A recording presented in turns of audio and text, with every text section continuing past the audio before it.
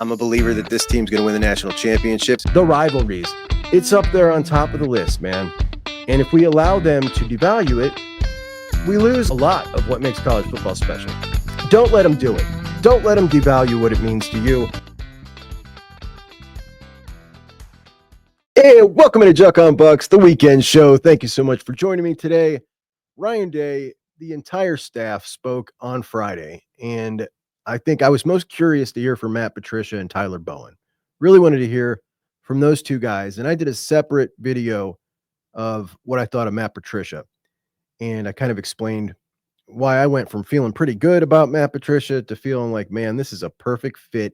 Ryan Day did it again, and the quick version of those points are Matt Patricia is going to be running Ohio State's defense, which is going to be similar to how it's been the last couple of years, and he's going to add some tweaks, more multiplicity, and his overarching philosophy, which is to get individuals in spots to utilize their strengths, which is perfect for a team full of freak athletes in a program that always has incredible young talent at various stages of development who haven't mastered the position, which can take years, but who are ready to do maybe one thing and do one thing great.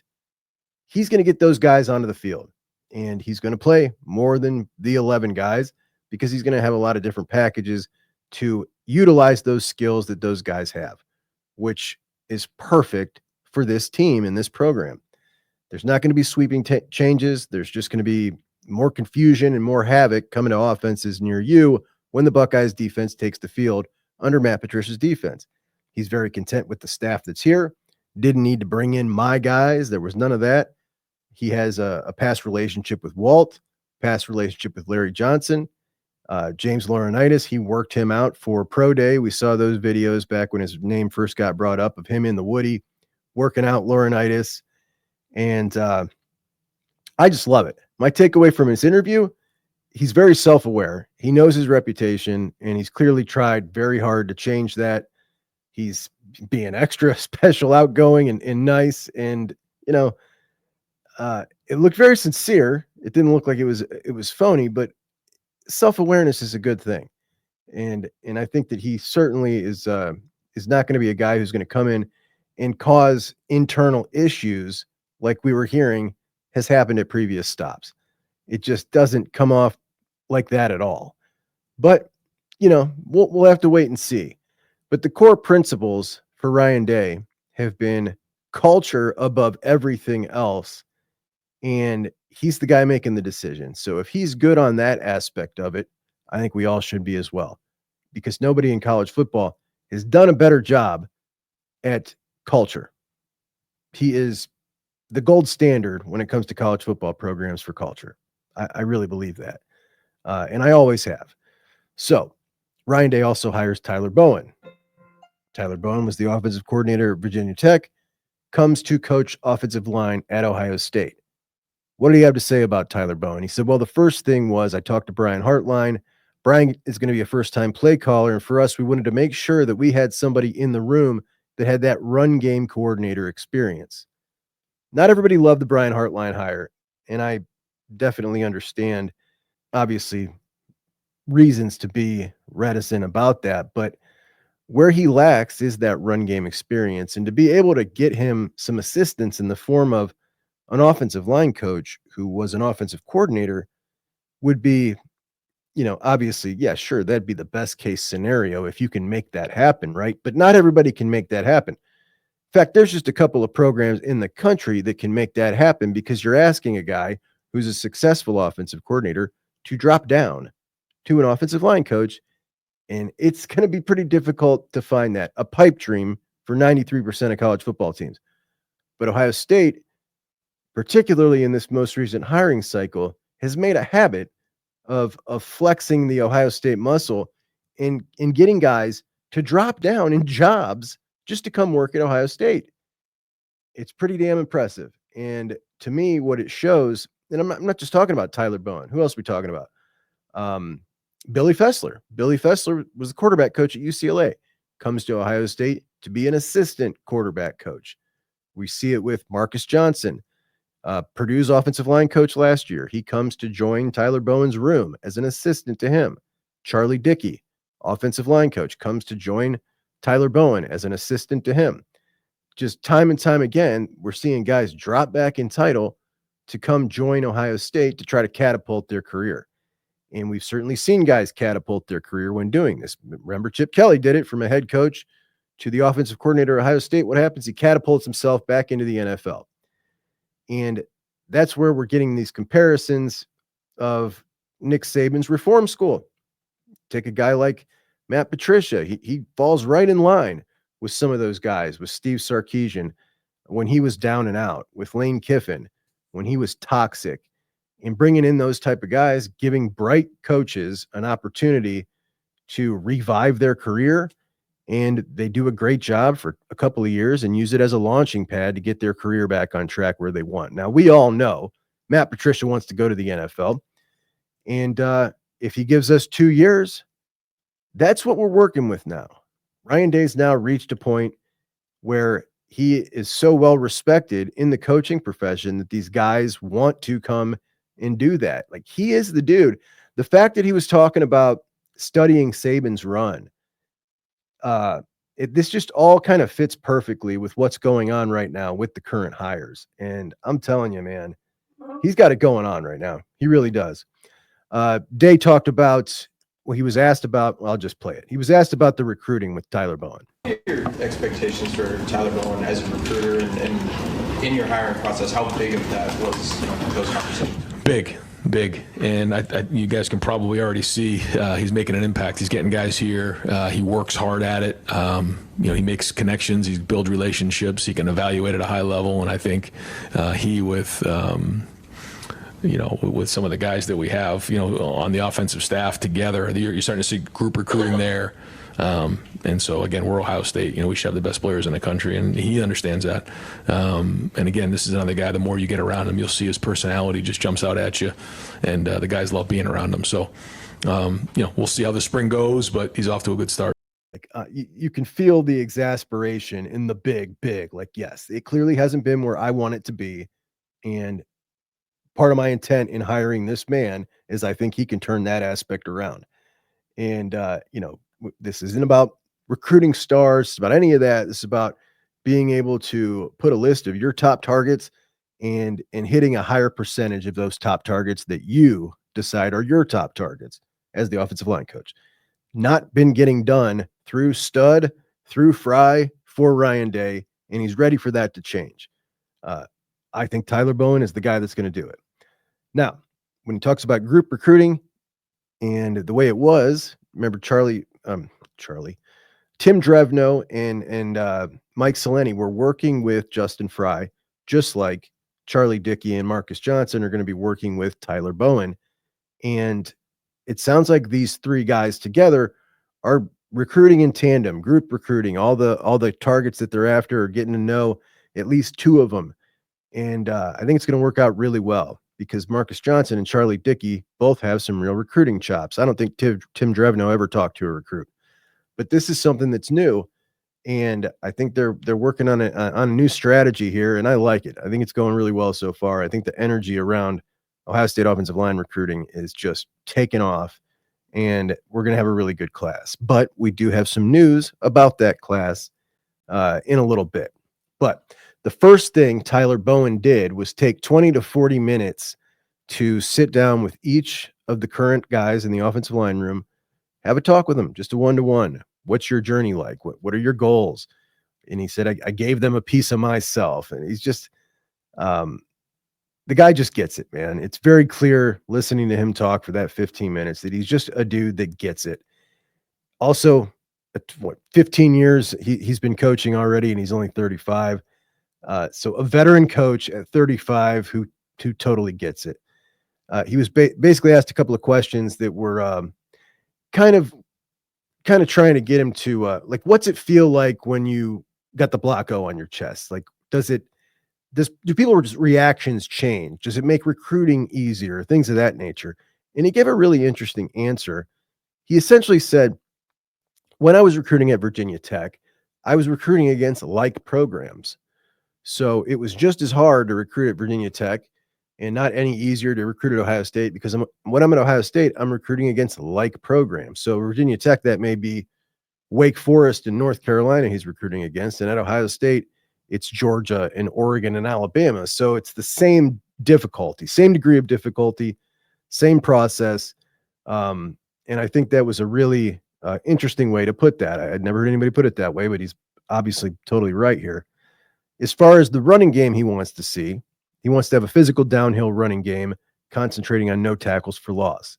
He wants to be very diverse in the beginning of the season and then narrow down, scratch off the list what they don't do well and focus on what they do well, which last year in the run, we started off at gap scheme and then started off zone and then switched to gap scheme later in the season and rode that into the national championship. That sounds like that's what he wants to do right from the rip. Do a little bit of everything and focus on what you do well and narrow it down as the season goes on. Regarding Brian Hartline, Ryan Day talked about him for a bit, how he's been grinding and how his work ethic and his confidence are second to none, and that he hasn't called plays, but he has been on the headset for a while now and in between series, making adjustments on that headset, but it's much different now. He's got to manage all the other coaches now. All the other coaches on the offense are now working under him. He's the man with the clicker, Day said. I'm still going to be there, he said, but Brian's the man with the clicker, and he's the guy that's got to get it done. So when we talk about Hartline taking that position over, Hartline was asked if he's going to be in the box or if he's going to be on the field. He said he's undecided yet, but I was thinking last year, Chip Kelly wound up in the box, but it sounded from talking, from listening to Chip talk about that when he was kind of deciding which he was going to do, it sounded like he preferred to be on the field, and orders from headquarters were, you're going to be in the box. And I think Hartline is going to be in the box, but what does that mean for the wide receiver room? Well, obviously you got Devin Jordan down there, and he said, if ever there's a time where he's pulled away from the wide receiver room, Devin Jordan has been a huge part of the wide receiver room. He knows everything that's involved in the wide receiver room, but it's going to be very important for him to stay organized as the offensive coordinator so that he won't get in a situation where he's getting pulled away. And that's going to be his goal. And he said, I'll be in that room and they will be coached at the very highest level. It seems incredibly important for him that nothing changes in his wide receiver room. Regarding a couple of those wide receivers, Mylan Graham was brought up. He said Mylan is a lot bigger and stronger and now really understands that coming in late, which he didn't come in late, he just didn't come in early, which now I guess is late. We might as well just change the way we discuss this, right? Like 90% of the class is already there early now in every class. And Mylan did not come early. So the physical development that you see in those winter workouts from these freshmen coming out of high school till the time they get to spring is huge. And we've seen several of the guys on the team right now. Devin Sanchez up 20 pounds. He's not the only one that's gained close to 20 pounds in that time period. They're just massive for you. Mylan Graham didn't have that. And he's understanding now, why he was at such a disadvantage. But this guy seems like he's ready to roll, man. This dude's ready to play. He's got his head on straight. He is goal-driven, goal-oriented. Very excited to see Mylan Graham this year. Bryson Rogers was also brought up, and he said Bryson just needs to take the next step and be more complete. And he went on to talk about the Ohio State offensive, the Ohio State wide receiver room kind of being like the NFL draft, where they are stacked up against their peers in that room, just like the draft. And they just got to beat their peers. They got to beat their peers in the room.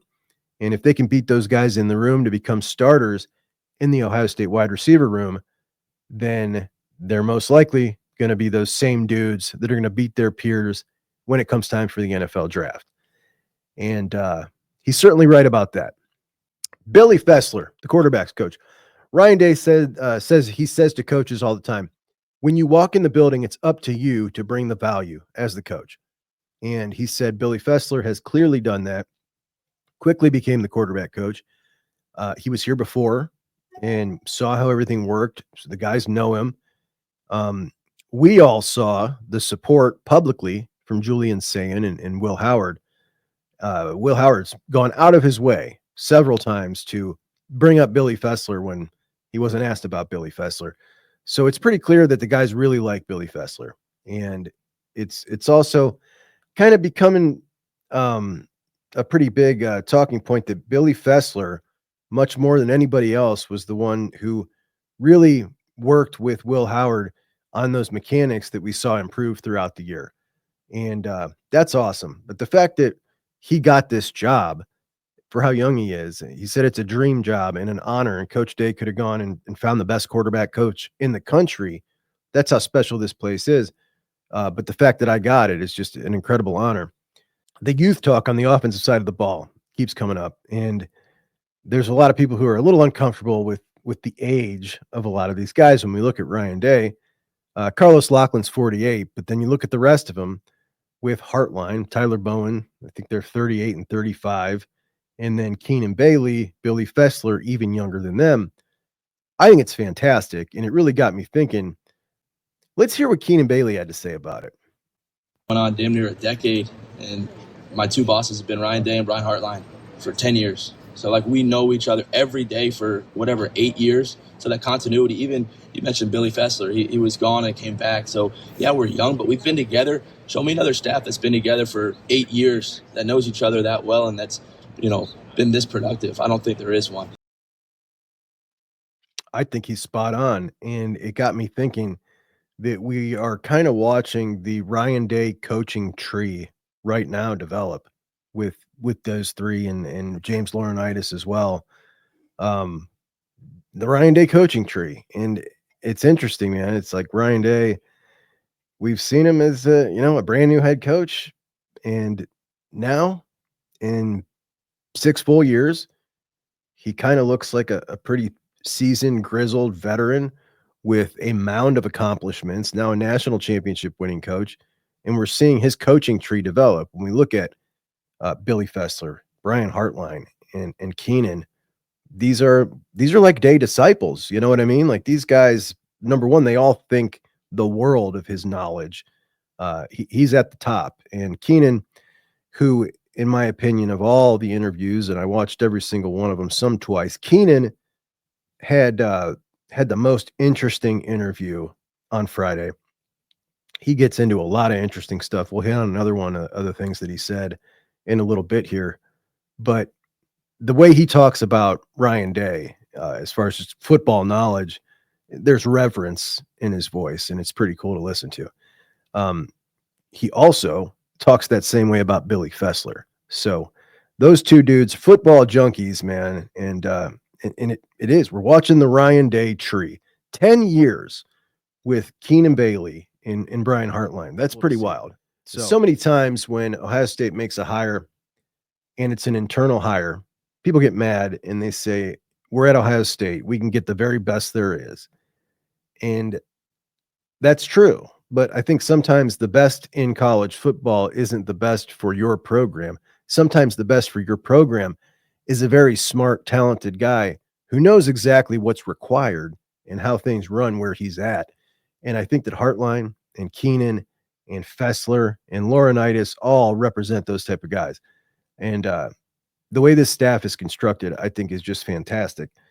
So all super, super positive things for me came out of the press conference. And I'm just feeling a totally different way about this staff now as we look at this. It seems to me like, when we look at the guys taking position bumps down to come to Ohio State, like the vibe in the coaching community and just everything around Ohio State right now, I guess a national championship will do it to you, but it just feels charmed, man. It feels charmed, and it feels like the guy at the top is getting it going. He's getting it going.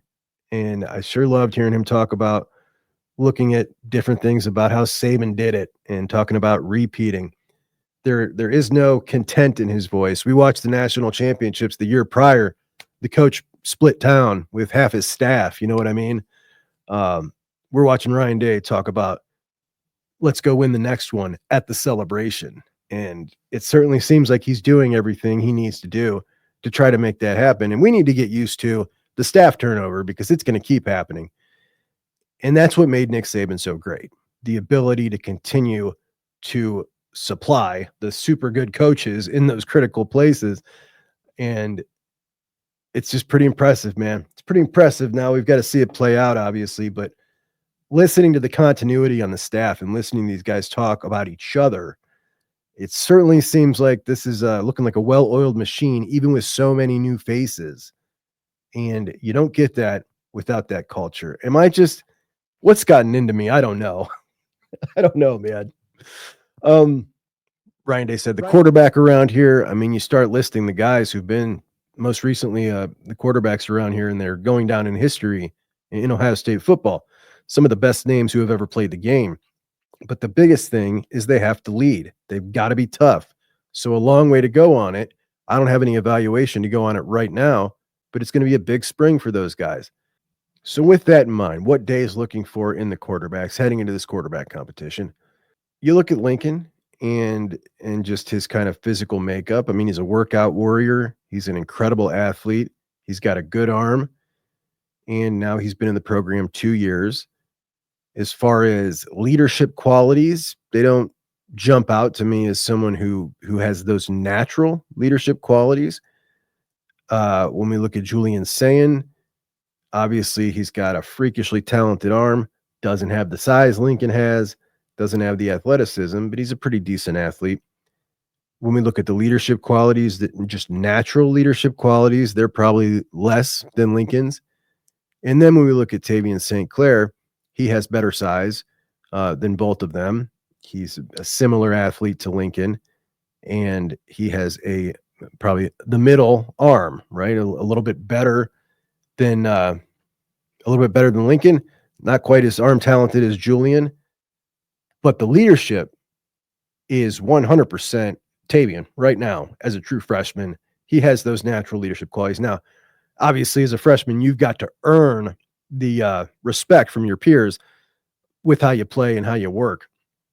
But just natural talent in that area, Tavian 100% hands down over the two of those guys when it comes to leadership qualities. But is Tavian St. Clair really in this? He's going to be getting equal reps, which I thought was pretty surprising. I didn't expect that he would be getting equal reps, but I mean, he is that dude, and he has been obviously spending a ton of time there. When we look at this quarterback competition, the big odds are on Tavian St. Clair not really competing with the two of them. But if he can, it would be pretty crazy, man. It would be pretty crazy. And when Billy Fessler talked about Julian Sayin last year, he said, Julian lost a quarterback battle and he could have gone around pouting. And I'm just sitting here listening to him and I'm thinking, like, was Julian really legitimately in that? It seemed to me all along it was a predetermined quarterback competition.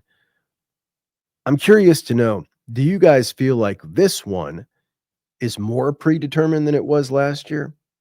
Like when you brought in Will Howard, I just felt like, all right, this is the guy they're bringing in to start. When I look at this one here, I think this one is much less predetermined.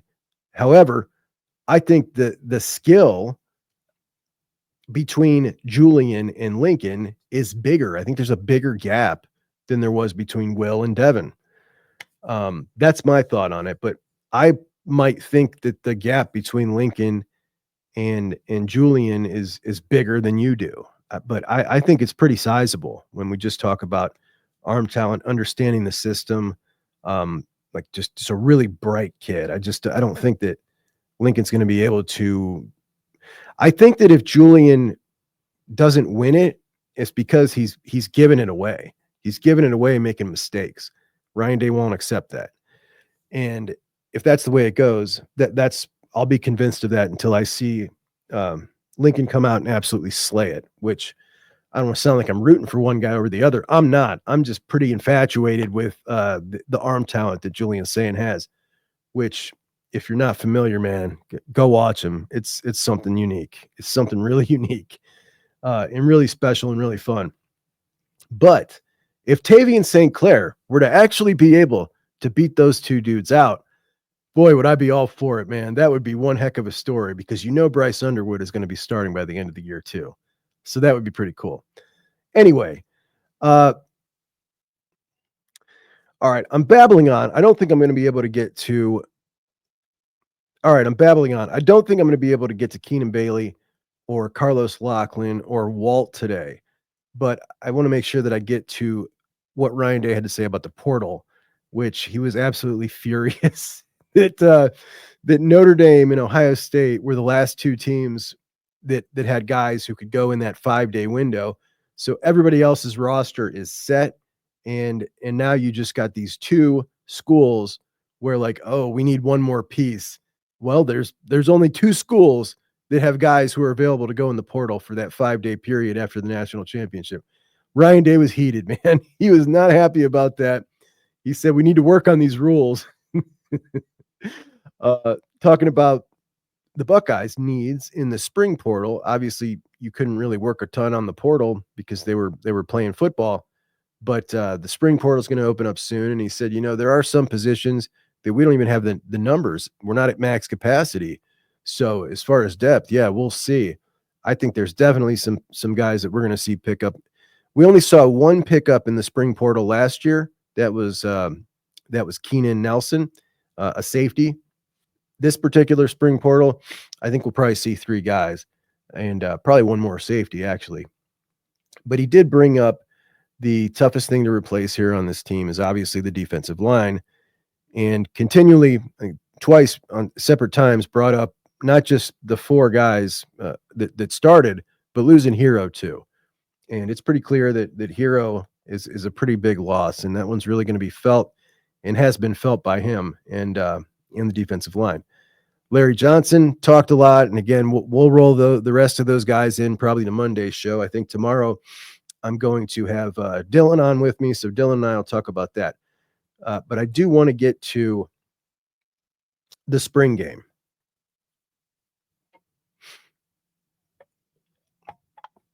So talked about spring, talked about three different guys, breaking them up into 3 kind of categories, guys that started and played a ton of reps and aren't going to be playing any reps during spring.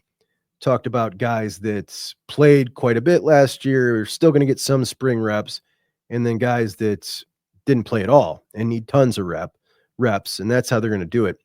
But they're not going to be full pads, all 15 practices. It's not going to look anything like it used to because they went so late, played so many games. So there's going to be a lot of helmeted practices.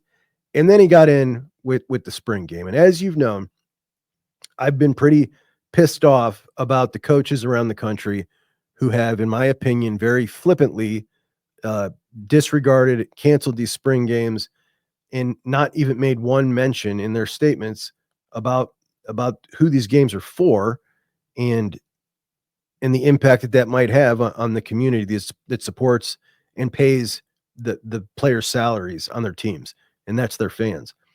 And USC made a statement, Matt Rule, Sark, Dave very briefly. Not one of them mentioned anything about like, yeah, we're really sorry we have to do this, but here's our reasoning.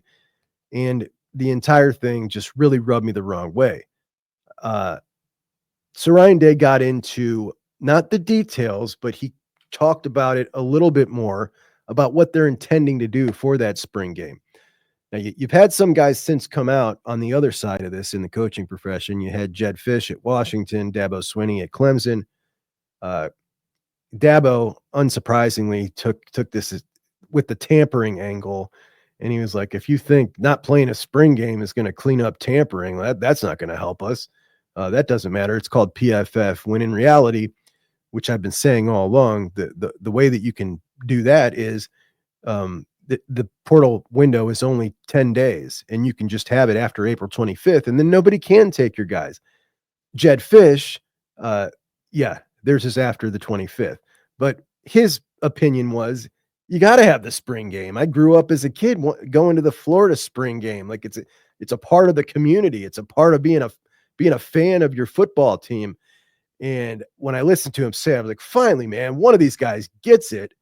And I thought I liked him. I like him even more now. However, I got really angry about it. And it turns out that maybe I got all worked up for no reason at all, because it sounds like we're actually going to see maybe exactly what I wanted, which is Ryan Day said, we're holding a lot of guys out.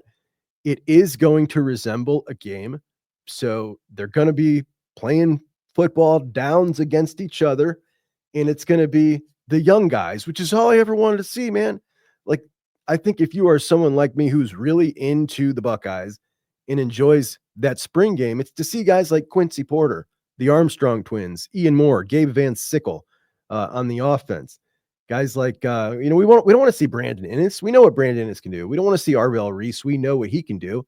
We want to see Ziggy Grady. We want to see Epi Satanile. We want to see Eli Lee and TJ Alford in their uniforms out there. Riley Pettijohn, Fahim Delane. Like, that's what I want to see. And it looks like we're going to get to see all of them do their thing. And all the vets are going to do something else, maybe some 7-on-7 kind of stuff or some other kind of drills. So maybe I got a little too angry before I should have. I might have should have settled down for a little while. But, I'm not good with change. I'm not good with change, and I'm really not good when it's change that's taking things away from us, the football fan, because we've given up too much, man. We've given up too much, and we've been priced out of everything. The average fan has been priced out of a whole lot of things. It cost me to take my family of 5 to an Ohio State game a couple of $1,000s. You know what I mean? So it's not something you can do very often. And it's just, it sucks, but it is what it is. The spring game was one of those little things that was a huge benefit when I had a younger family, or anybody who has a younger family. You can go there, costs you next to nothing. Kids can get autographs, be close to the players. Like there's so many benefits of it. And it just is something that was a cool tradition that college football had that was unto its own, like so many of them, and so many of them that we've slowly lost over the years. So it looks to me like now we might just see something similar to what we've always had, which makes me happy. Now, a coaching change. We have got Coach Duhart is now leaving. Coach Duhart has been Tim Walton's right-hand man for a while. Not sure where he's going. Didn't catch that yet. But Tabor Johnson is back. Tabor Johnson, his 3rd trip back to Ohio State, worked under Tress, worked under Urban. Now he will work under Day and Tim Walton. So that's pretty cool. He was with Tennessee last year. Now, earlier this week, and I'm just going to pull up a comment here. Chris says, here we go again, losing elite Ohio recruits. I thought Bowen was a good recruiter. Adam Guthrie lost 3 offensive linemen from Ohio already. And what Chris is talking about, Adam Guthrie has committed to Clemson. And I pretty much told you earlier this week, that's what was going on. He was down there for a visit all week. Made that tweet with him in a Clemson uniform about his basketball team, tagged the Clemson offensive line coach, didn't tag any other coaches, no pictures of him in any other uniforms. So Guthrie chooses Clemson. I know Chris was just mad. He certainly can't possibly be blaming Tyler Bowen for this. He's been there 3 weeks. You can't even blame the pass guy for this. He's not here. He can say, hey, I'd have closed, right? This happens when you have a coaching change. It just happens. And I don't think you can really point the blame at anybody. But it certainly sucks. We had 5 good Ohio linemen, guys good enough to play at Ohio State. And Adam Guthrie has gone to Clemson. Will Conroy is going to Oklahoma.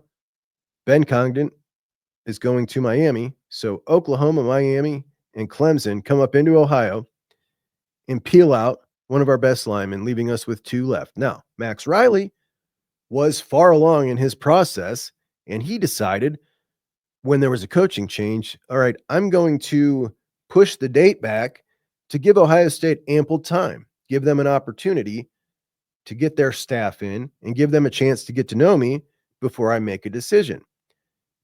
The same thing didn't happen with Guthrie here. It's, less than 3 weeks. He chooses Clemson. So Max Riley and Sam Greer, as far as the Ohio guys that have offers, are still on the board. And, both look pretty good. But boy, if you lose one more and you go 1 for 5 with your 5 best linemen in the state of Ohio, guys, we've just officially I've been saying it for a long time. I've been saying it really since I started the show, guys. This is just different. It's just so different when it comes to in-state recruiting. We have got now proof of concept from schools like Alabama and Oregon that you can come up into the state of Ohio and invest time and resources and money and win. This was not the case for the last 60, 70 years. Like, this didn't happen. They wouldn't even waste their time. You couldn't pull guys out of Ohio. It was once in a blue moon you could pull a top quality player out of Ohio. But as I've been saying since I started this show, man, the world for these kids is smaller and smaller than it ever was for us. They have been introduced to all these different programs. They are used to growing up, looking at all these kids ahead of them, dropping their top 12 list with all these names of schools. And they're all national recruits, all of them, every single one. And let's remember, 10 years ago, there wasn't but 5 or 6 schools that recruited nationally like this. Now you got schools like Illinois recruit nationally, like everybody does. It's just different. It's a different ball game, and we just got to remember when we get pissed off about it, because we do. Some of you guys don't care. Some of us get really angry about it. It's a two-way street. We're always going to get talented players. It just feels to me like the ones from Ohio who talk like Brady Edmonds. I don't know if I'll play Brady in a minute. The ones who got the attitude like Brady Edmonds and then grow up and play for Ohio State, there's always just a little extra edge about those kids, not just in the game, but in everything about Ohio State. And it's important and it's special in the Ohio State staff. This one, the next one, or the fourth one from these guys needs to always be swinging at the Ohio kids hard as hell. And I don't know if that's always the case. I don't know if there are, it depends on the guy, but it's a bummer, man. I don't know how else to say it. It's a bummer. That said, Tyler Bowen is going to have a sensational first offensive line class.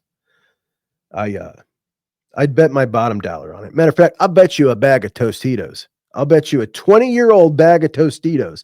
It sits behind me with a national championship, 2002 national championship on it.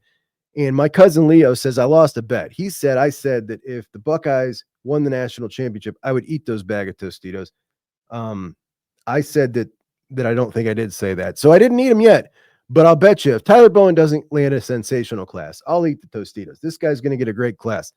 And if those Ohio kids don't feel about Ohio State the way we do and don't want to go to Ohio State the way you think you would, then they're not the type that you'd want there anyway, right?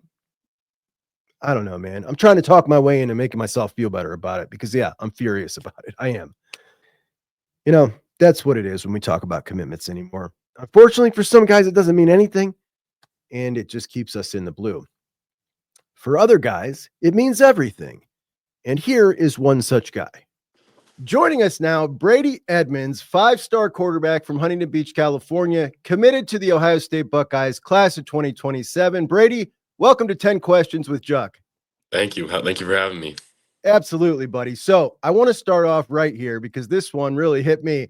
Your grandfather, from right here where I'm sitting in Summit County, Ohio, where was your dad raised? Was he raised in Ohio too, or did you guys move a couple times to get to California? No, so he was raised in Southern California as well, actually probably about 10 minutes away from my high school. So, I mean, I'm from Southern California. He's from Southern California. Just that the roots are from Ohio from my grandpa, though.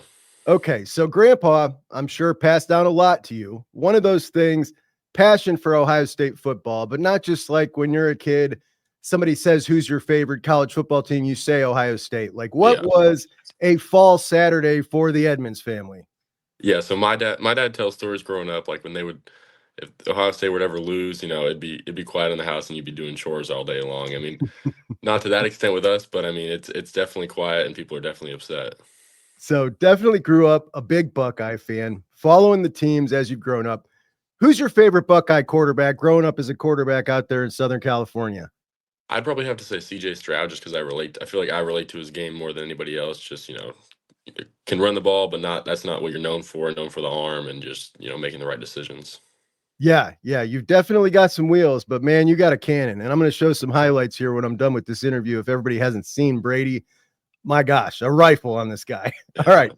So one of the goals as you were young, so many people growing up in the state of Ohio have the goal of playing for Ohio State. And you had this goal as well, but you actually had a list of goals that you had written down. I remember reading at one point when you were in like grade school.